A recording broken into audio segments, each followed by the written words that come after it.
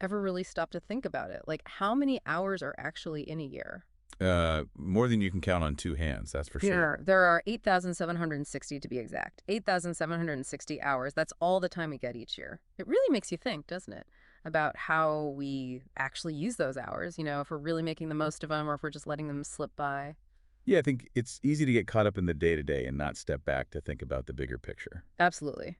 So today we're going on a deep dive into a resource that you actually sent my way. Oh, yeah, this one's pretty fascinating. It is. It's Alex Vermeer's guide called 8,760 Hours.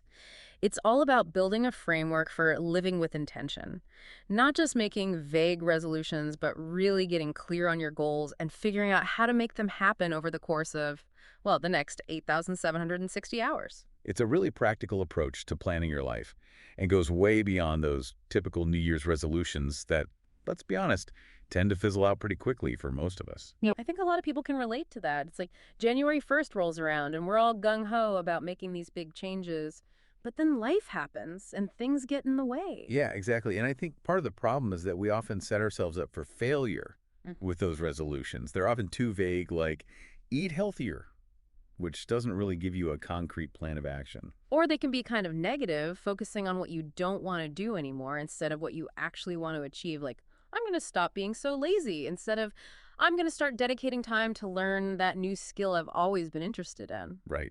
And often we try to change everything at once, which is just overwhelming. And sometimes, even if we do manage to stick with those resolutions for a while, they just don't really align with what we truly value in life. Which is where Vermeer's approach in 8,760 hours comes in. So walk us through it. How does he suggest we start tackling this whole process of intentional living? Okay, so first things first, he talks about the basic tools you'll need. Nothing fancy here, just a pen and a notebook, some quiet time where you can focus without distractions. Keeping it simple? Yep. And then he also suggests mind mapping software as a helpful option, especially if you're a visual thinker. And he doesn't just throw the term mind mapping out there and assume everyone knows exactly what it is and how to use it. He actually spends some time explaining its benefits. Right. He talks about how it can help you see the bigger picture, connect different ideas in a more visual way, and understand the relationships between them. And I like how he even compares the feel of paper versus the digital flexibility of software, not just telling you what to use, but really exploring the pros and cons of each. He mentions using Mind Manager himself, though he acknowledges it can be a bit finicky across different operating systems. And then he gives some shout outs to FreeMind and MindMeister as good free alternatives. So it's really about finding what works best for you. Absolutely. The point is to choose a tool that helps you see your thoughts and ideas more clearly. Then comes the real meat of the system, Mm. the 12 life areas. It's like taking your life and breaking it down into its essential components, almost like a pilot doing a pre-flight check. I love that analogy. It really paints a clear picture. So what are these 12 life areas that Vermeer identifies? Okay, so he breaks it down into values and purpose, contribution and impact, location and tangibles, money and finances, career and work, health and fitness, education and skill development, social life and relationships, emotions and well-being, character and identity, productivity and organization, and lastly, adventure and creativity. It's a pretty comprehensive list, right? It's designed to cover all the key aspects of a well-rounded life. It's interesting, too, how he acknowledges that these different areas can overlap. Like, he uses the example of rock climbing, which could touch on social, character, fitness, and adventure. Yeah, that's a great point. He emphasizes that it's not about rigidly fitting everything into one box, but rather using these categories as a framework for getting a clearer understanding of how different parts of your life are interconnected. Because often, progress in one area can have this ripple effect on others. Like, improving your health and fitness might lead to better productivity and organization, or even a boost in your emotions and well-being. It's all connected. Exactly. So once you have a grasp of these 12 life areas, the next step is to take what Vermeer calls a snapshot of your current situation. He starts with some broad questions to get you thinking about the past year. And these are really designed to help you reflect on your experiences and start identifying patterns Yeah, here. exactly. So he asks things like, what went well in the past year? What didn't go so well? Where did you really put in a lot of effort? And conversely, where did you maybe hold back or not try as hard as you could have? And then he shifts the focus to the present moment with questions like, what's the situation right now in this particular life area? How would you summarize it to a friend? And at this stage, it's all about getting your thoughts down on paper. Just brainstorming and letting it flow without overthinking things. Just getting the obvious stuff out in the open. So that sets the stage for a deeper dive into each of these areas. Right. He calls it the life status review, and it's where you really get into the nitty-gritty details of each of those 12 life areas. It's like creating a detailed report of your current situation. And he encourages the use of those mind maps we talked about earlier to visually organize all this information. So what kind of specific information does he suggest, including in this life status review? It's pretty thorough. First, he recommends going back to those initial overview questions and fleshing out your answers with more details. Then he suggests writing a short summary paragraph for each life area, capturing the essence of where things stand. A concise overview. Exactly. And then he goes on to suggest updates on any projects you're involved in, whether they're finished, ongoing, hitting key milestones, any significant events. And he also emphasizes looking at both your accomplishments and your failures over the past year. Not just focusing on the positive, but also acknowledging where things didn't go as planned. Because there are always lessons to be learned from those setbacks. Absolutely. And then he talks about identifying key metrics that are relevant to each life area, like Yeah. your income and money and finances, or the quality of your relationships and social life and relationships. Trying to quantify things a bit. Right. And to get an even clearer sense of how you feel about each area, he recommends using a simple rating scale. So instead of just saying, oh, I feel good about my career, you actually assign it a number, like a 6 out of 7, which gives you a more objective way to compare across different areas of your life. Exactly. And then, very importantly, identifying your strengths and weaknesses within each area. What are you really good at? What are you struggling with?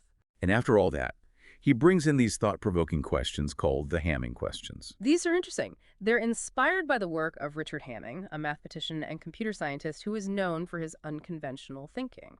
And these questions are designed to help you zero in on those really crucial, maybe even hidden problems that might be holding you back in each area of your life. Okay, so for each life area and for your life overall, he suggests asking, what is the most important problem I'm facing here? What's my biggest bottleneck right now? What's preventing me from reaching my full potential in this area? And if there was one single thing I could do successfully, what would have the biggest positive impact? It's a way of cutting through the noise and identifying the most critical areas to focus on. He gives this great example about how tackling bad sleep habits can have a huge ripple effect.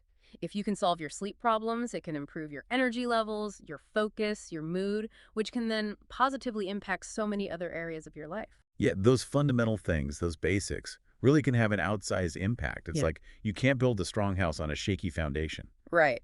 And throughout this entire process of self-reflection, Vermeer really stresses the importance of being objective and descriptive, right? Like keeping your judgments and ideas for the future separate for now. Just focusing on understanding your current reality as clearly as possible. Exactly. Don't get caught up in the shoulds or the what-ifs. Just lay out the facts as they are, even if they're not always pleasant to confront. Because that clear, unbiased understanding is what's going to allow you to move forward effectively with the next phase, which is all about planning for the future for those next 8,760 hours. And the first step here is really envisioning your ideal future, right? Exactly. And he suggests doing this for each of those 12 life areas.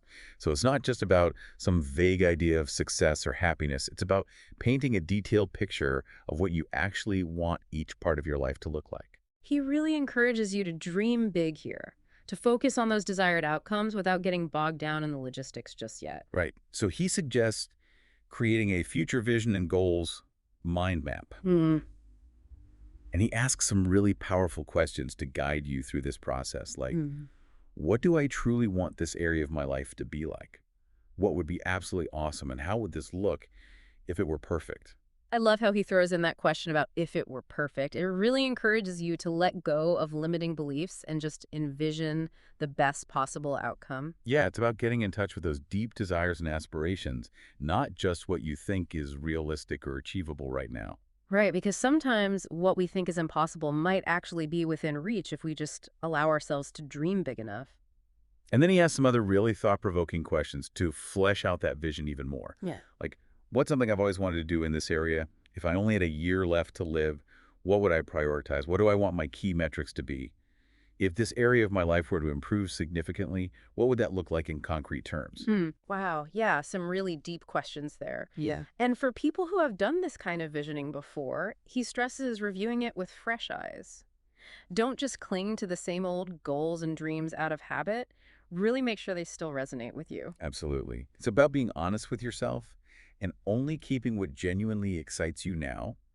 Avoid filling your vision with things that just seem like they should be there or that you think you're supposed to want. Right, because your goals and aspirations can change over time, and that's perfectly okay.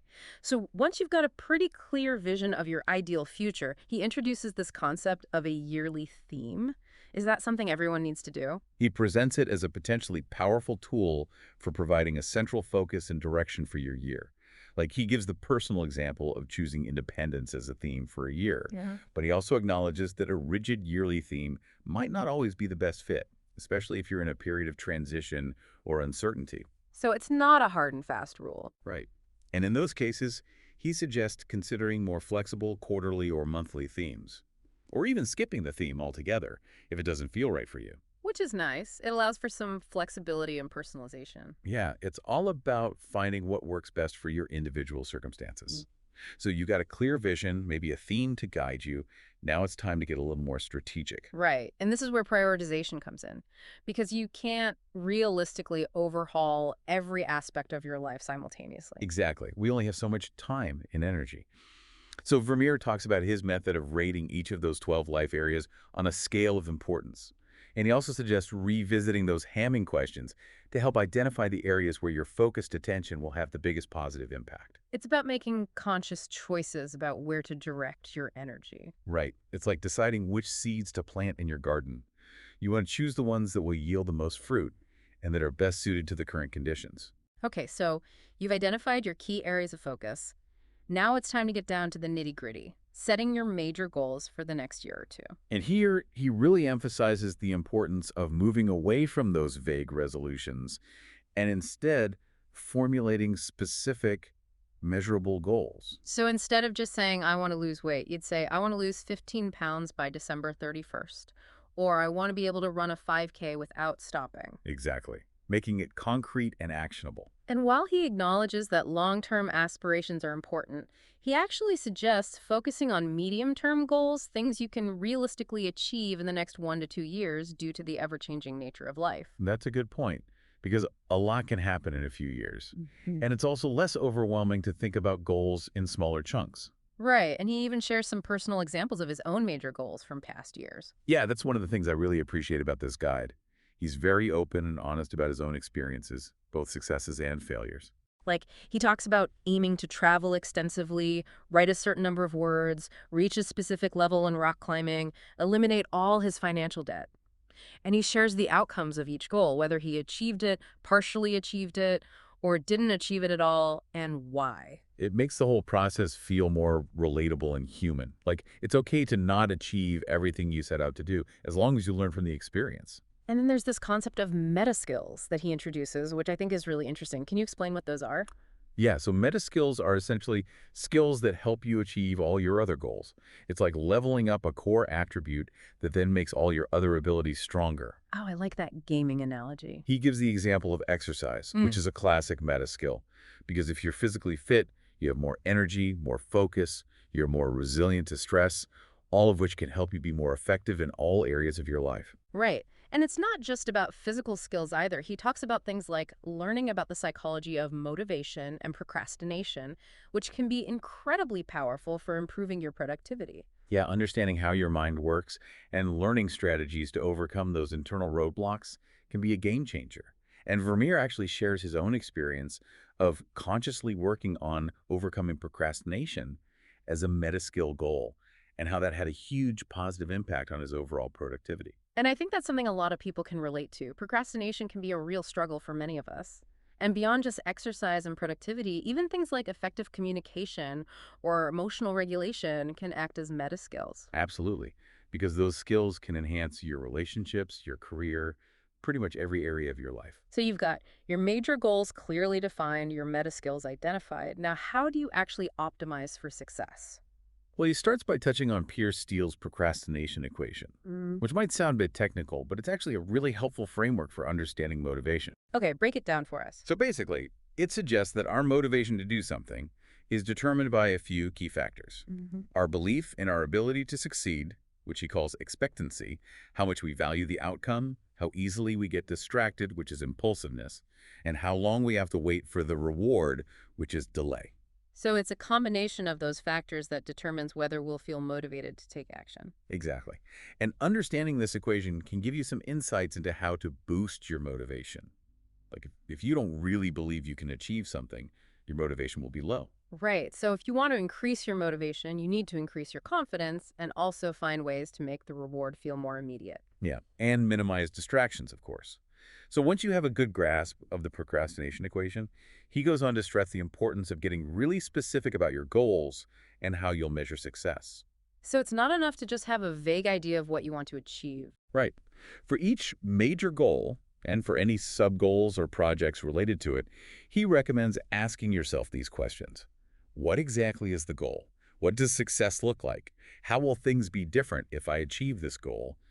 And how can I measure my progress and know for sure whether I've succeeded? So it's about getting really clear on those tangible outcomes and defining specific metrics that you can track. Exactly. And he also emphasizes the importance of proactively addressing potential uncertainties. Which I think is really smart because, let's face it, things don't always go according to plan. Right. So he lays out this 5-step process for thinking through potential obstacles. First, clearly state what could potentially go wrong. So you're basically identifying all the possible roadblocks. Yeah. And then second, outline your reasons for thinking this might happen. So you're not just randomly worrying about things, you're thinking it through logically. Exactly. Then third, consider the absolute worst case scenario. Like, what's the worst thing that could possibly happen if this obstacle actually arises? Oh, that sounds scary, but I guess it's important to face those fears head on. Yeah. And then fourth, take a step back and do a reality check. Like, how likely is it that this worst case scenario will actually play out? So you're putting things in perspective and avoiding unnecessary anxiety. Right. And finally, the fifth step is to develop a concrete action plan for how you'll deal with this obstacle if it does arise. So it's about moving from a place of worry and fear to a place of action and preparedness. Exactly. Instead of just hoping for the best, you're actively preparing for potential challenges. Okay, so you've addressed those potential uncertainties. Then how do you make those big, sometimes daunting major goals feel more manageable? He suggests breaking them down into smaller, more bite-sized sub-goals or projects, which just makes intuitive sense, right? It's easier to climb a mountain one step at a time than to try to leap to the top in a single bound. Right. And then he introduces this idea of a yearly calendar. Why is that important? It serves as your visual roadmap for the year ahead. Ideally, a compact single-page calendar that gives you a bird's-eye view, or even a larger wall calendar if you prefer. And he suggests filling it with all sorts of useful information.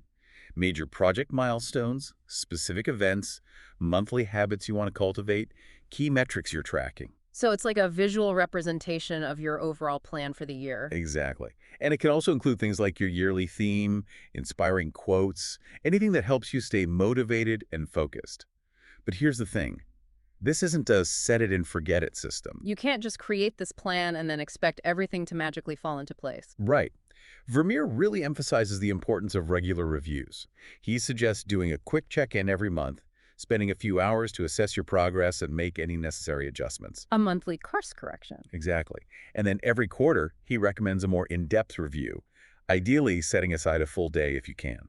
So you're really taking the time to step back and evaluate how things are going. Yeah. And the key questions for these reviews are, what's the current status of my goals and projects? What's going well? What's not going so well? Am I on track? Are my major goals still the most important things I should be focusing on? It's all about making sure you're still moving in the right direction. And if you're not, you can course correct. Exactly. And while he doesn't personally prioritize weekly reviews, he acknowledges that they can be beneficial for some people. It really depends on your individual needs and preferences. So it's about finding the rhythm that works best for you. Exactly. But there's one central theme that runs through this entire process, and that's the importance of prioritizing. Which might sound obvious, but it's something that a lot of us struggle with. Absolutely. We live in a world that's constantly demanding our attention, and it's easy to get caught up in the busyness of it all. Right. like we're all running around like chickens with our heads cut off, not really sure what we should be focusing on. And Vermeer actually links that feeling of constant busyness to a lack of clear priorities.